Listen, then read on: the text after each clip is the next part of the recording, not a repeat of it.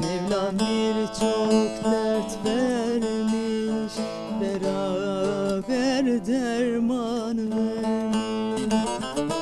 O tükenmez derdime neden ilaç vermemiş? Diley diley diley yar, diley diley diley yar, diley diley yar. Bu tükenmez derdime neden ilaç vermemiş? Diley diley diley yar, diley